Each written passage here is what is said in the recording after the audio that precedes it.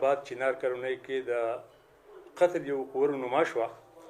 چې د هغې اطلاع پوري طور بند پولیس ته میلاو شوه.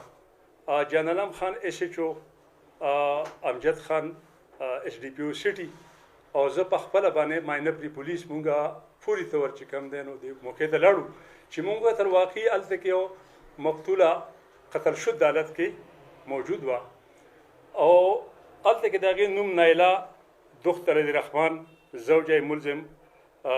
اختر علي دا معلوم شو. مونږ پوری طور چې کوم دی نو ناش د پوسټمارټم دپاره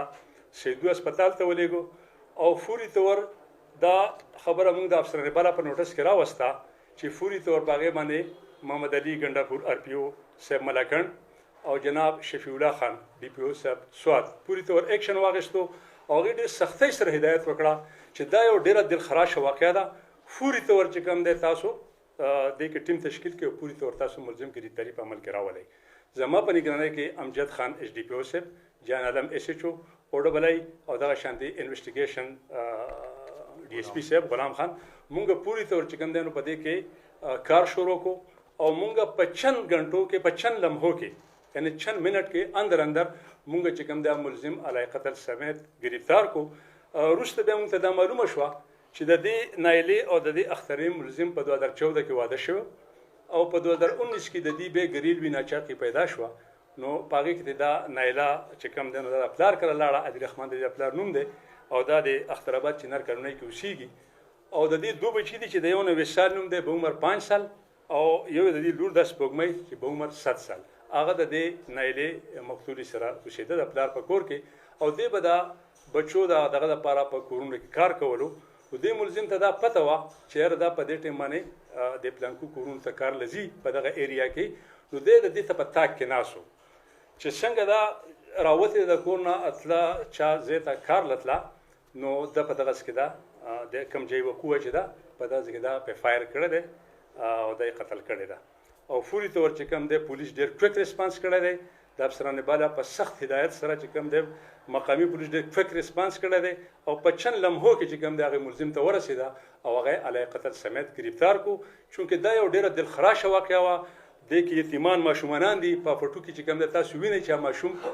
ناست دی د سړي ډخ خوږېږي په هغې باندې نو لهذا یتیمانانو او ډېر یو دلخراشه واقعه په دې کې رونما شوې ده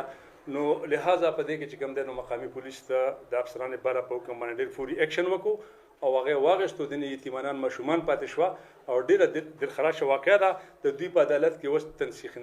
نکاح یو کیس روانو او مطلب دی چې دا ملزم به دا نامناسبه لګېده نو هغه اخره کې چې کوم دی دا یو ډېر ګنوني فعل یې وکړو ډېر غلط کار یې وکړو هغه چې کوم دی یو قیمتي جان چې کوم دی ځای کړو ماشومان یتیمانان فایده پاتې شو. دا ملزم مونږ ته مخامخ ولاړلی دا مونږ چې کوم دی نو فوري طور گرفتار کو او مطلب دا دی چې د مقامی پولیس چې کوم دی زما په نگرانۍ کې ډېر کویک کار کړی دی ډېر ښه کار یې کړی دی او انشاءالله مونږ به چې کوم دی د ماشومانو ته چې کوم یتیمانان دي د دې ورثه ته به انشاءالله مونږ انصاف کوو. زمونږ چې کوم دی کومه جرایم سیوا چې زمونږ باقاعده د ډي پي او صاحب او د آر پي او صاحب په حکم باندې مونږ د شپې مالې ډېر رایډر په سیول کپړو کې چونکې حالات خطرناک دي ټیک نه دي وقوع کېږي زموږ ډي ایس پي هم کار کوي په سیول جامو کې د هغې نه علاوه زموږ رایډر چې څونه دي هغه موږ علاقه تقسیم کړې ده او په سیول جامو کې باقاعده ګرځي زموږ موبایل ګرځي زموږ بیټ ګرځي زموږ مطلب دی چې ټول علاقه چې کوم دی نو موږ بالکل په ګیره کې اخیستې ده او چې څه قسمه داسې وقوع کېږي د هغې دا زنده ثبوت دی که پولیس وده وی نو نن به چې کوم دی دا ملزم په چند لمحو کې نه ګرفتارېدی نو لهذا دا د پولیس یو ایفرټس دي ډېر سټریک او ډېر کویک ریسپانس دی چې هغې پوري طور ملزم ته ورسېده او انشاءالله آینده دپاره به موږ خپل کوشش کوو چې دا قسم وقوعې کېږي د هغې به موږ پوري طور سدباب کړو. دا په دغه موقع باندې موجود نه و موږ خو پهله چې څنګه سپاټ ته لاړو مونږ هغه چونکې د دې مقتولین نوم او دا هر څه چې مونږ څنګه معلوم کړه دا مو سپاټ ته ولېږله د افسران بالا په نوټس کې م راوسته